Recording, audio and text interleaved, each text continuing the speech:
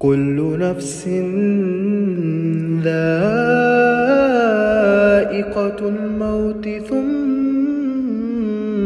إلينا ترجعون. رب اشرح لي صدری ویسر لی امری واحلل عقدۃ من لسانی یفقہوا قولی. السلام علیکم ورحمۃ اللہ وبرکاتہ. جیسے کہ آپ لوگ سب جانتے ہیں ہمارا سیشن چل رہا ہے قبر اور آخرت کی تیاری. آج کا ہمارا ٹاپک ہے مرنے کے بعد انسان کے 9 پچھتاوے، جن کا ذکر اللہ سبحانہ تعالیٰ نے قرآن مجید میں بار بار کیا ہے، یا یوں کہہ لیجئے مرنے کے بعد 9 حسرتیں یا 9 آرزوئیں. جی سب سے پہلے یہ جان لیتے ہیں کہ پچھتاوا، حسرت، آرزو کسے کہتے ہیں. دیکھیے، پچھتاوے کا جو مطلب ہے وہ یہ کہ آپ کی زندگی میں کوئی ایسی چیز آپ کو ملی ہو جس کی قدر و قیمت بہت زیادہ ہو، لیکن آپ نے اپنی غفلت میں لا علمی کی وجہ سے اس کی قدر و قیمت نہ جانی ہو اور اس کو ضائع کر دیا ہو.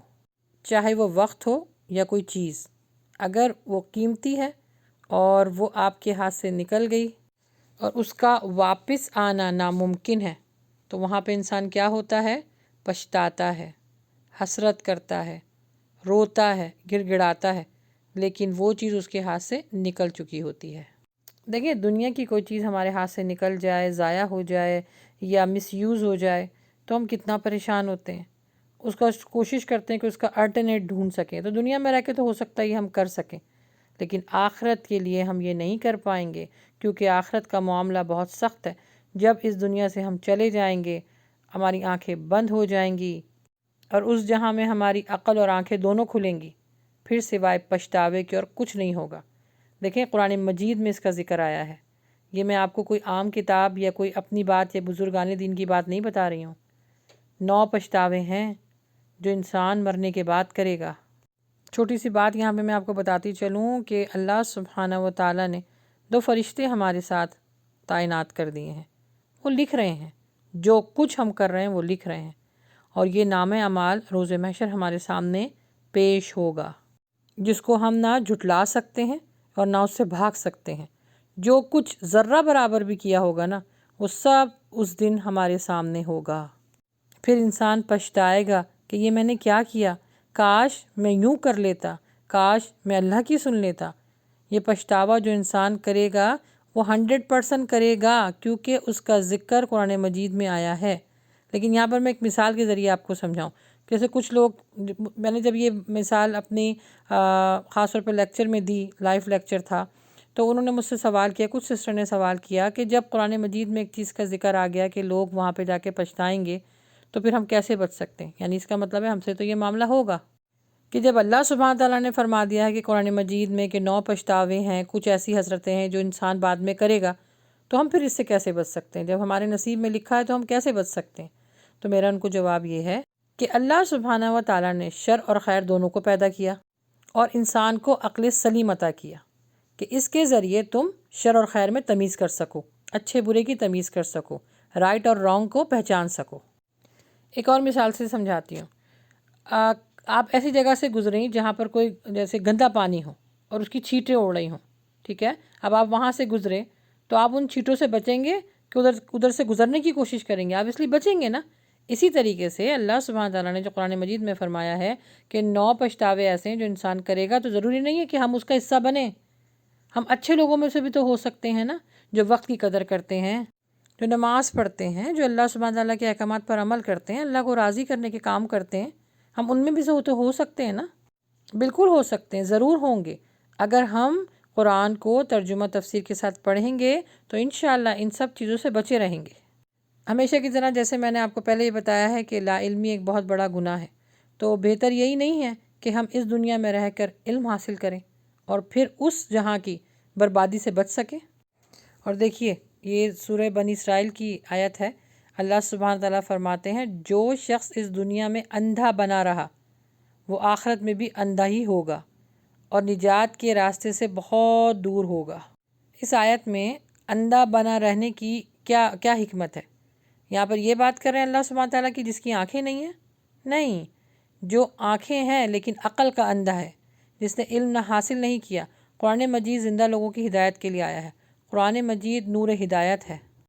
جس نے اس سے سبق حاصل نہیں کیا، جس نے اس سے رہنمائی حاصل نہیں کی، تو وہ آخرت میں بھی اندھا رہے گا، کیونکہ قرآن مجید ہم سب کے لیے نجات کا ذریعہ ہے۔ جس نے اس دنیا میں اس کو دوست بنایا، قرآن مجید آخرت میں اس کا دوست ہوگا۔ تو آئیے جانتے ہیں قرآن مجید سے کہ کون سی ایسی حسرتیں، پچھتاوے اور آرزو ہیں جس سے ہم بچ سکتے ہیں ہم جب اس کا علم حاصل کر لیں گے۔ انسان مرنے کے بعد 9 قسم کی آرزویں کرے گا۔ سب سے پہلے نمبر پر وہ یہ آرزو کرے گا، سورہ نبا آیت نمبر 40، یا لیتنی کنت ترابا، اے کاش میں مٹی ہوتا۔ اس آیت میں جس چیز کو انسان دیکھ رہا ہوگا اپنے سامنے وہ ہے عذاب، اس کو عذاب نظر آ رہا ہوگا۔ جو کچھ اس نے زندہ رہتے ہوئے کیا، شر کیا کیا خیر کیا، جو بھی کیا، وہ سب کچھ اس کے سامنے ہے، اور بتایا جا رہا ہوگا کہ تم نے جو کچھ کیا ہے، جو نامہ اعمال تمہارے سامنے ہے، اسی کے عوض تمہیں عذاب مل رہا ہے۔ تو وہ چیخ چیخ کے پکار رہا ہوگا کہ اے کاش میں مٹی ہو جاتا، میں نے یہ سب کچھ نہ کیا ہوتا۔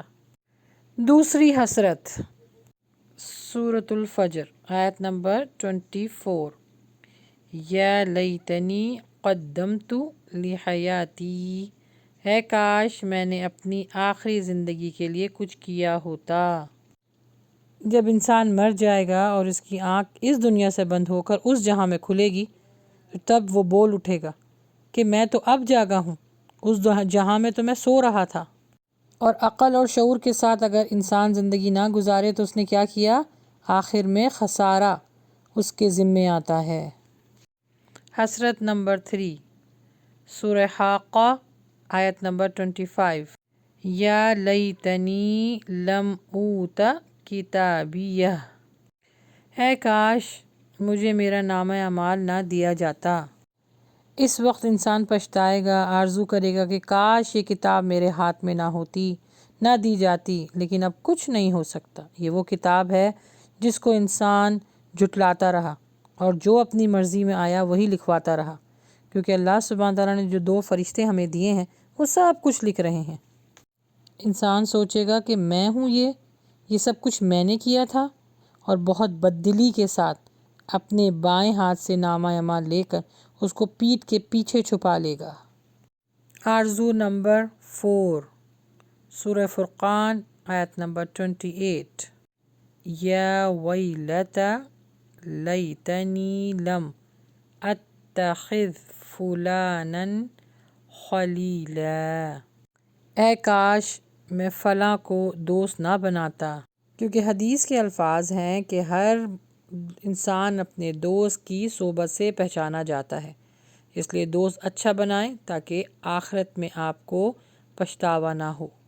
آرزو نمبر 5، یا لیتنا اطعنا اللہ واطعنا الرسول، اے کاش ہم نے اللہ اور اس کے رسول صلی اللہ علیہ وآلہ وسلم کی فرما برداری کی ہوتی۔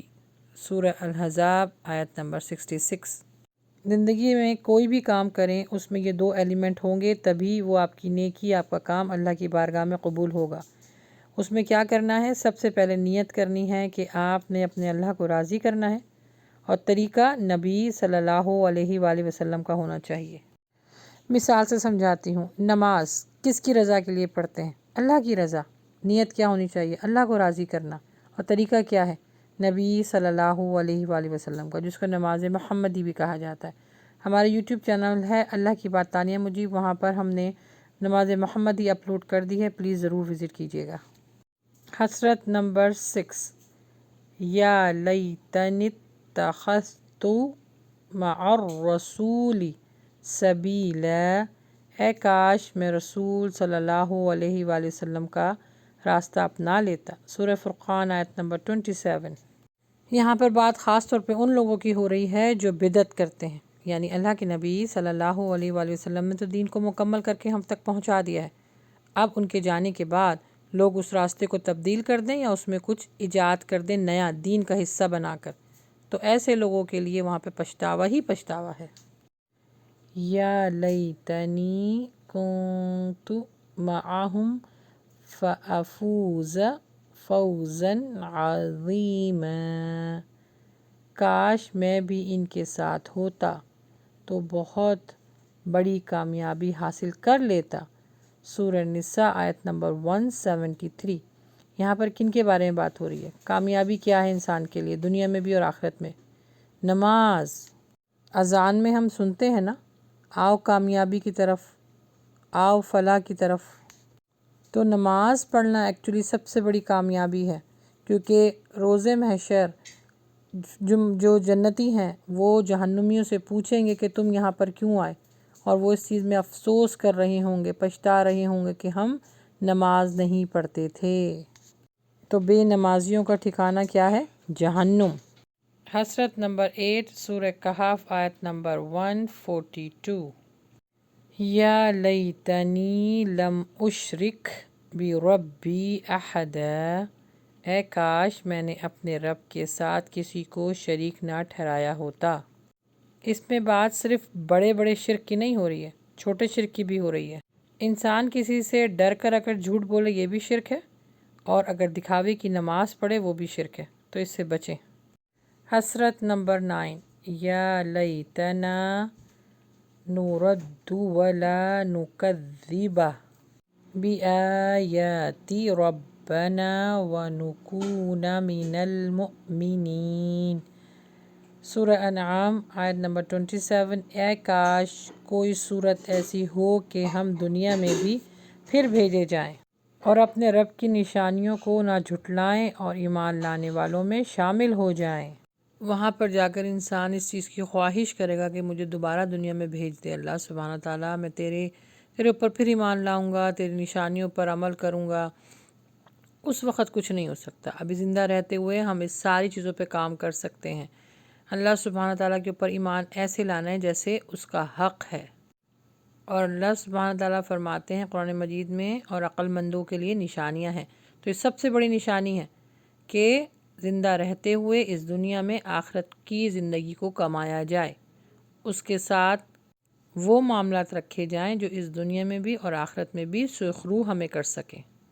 یہ وہ آرزوئیں ہیں جن کا موت کے بعد حاصل ہونا ناممکن ہے، اسی لیے زندگی میں ہی اصلاح کرنا ضروری ہے۔ لیکن ایک بات یہاں پر یاد رکھیے گا کہ وقت ہمارے ہاتھ سے ریت کی طرح ایک ایک لمحہ بہ لمحہ نکلتا جا رہا ہے۔ اس وقت کی قدر کریں، اپنے ایک ایک لمحے کا جائزہ لیجئے اور اس کو اچھے کاموں میں لگائیے، تاکہ اللہ کے سامنے شرمندگی کا سامنا نہ کرنا پڑے، ورنہ وہاں پر عذاب کا مزہ چکھنا پڑے گا۔ بس اللہ سبحانہ تعالیٰ ہمیں سمجھنے اور عمل کرنے کی توفیق عطا فرمائے۔ آمین یا رب العالمین۔